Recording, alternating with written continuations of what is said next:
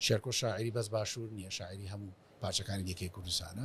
خۆشەویستیەکی زۆر لە نێوان خەڵکی ڕۆژاوای کوردستان و شێرکۆ بێکەسەیە، بە تایبەتەوەی کە پەیکەری شێرکۆ بێکەس لە شاری قامیشلۆ دانراوە.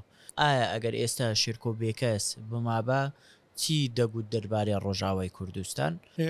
دیارە خۆی وەکو باسمان کرد شێرکۆ شاعرێکی نیشتیمانیە، شێرکۆ شاعری هەر چوار پارچەی کوردستانە، تەنانەت شێرکۆ لە ڕۆژهەڵاتی کوردستان لە شاری بانە لە شاری بانە و لە سنە و لەمانە با بڵێن هەوادارێکی زۆری هەیە ئیشارەکانی بە تایبەتی لە ڕۆژهەڵات، لە ڕۆژاواش هەروەها لە باکووری ژانی تەنانەت.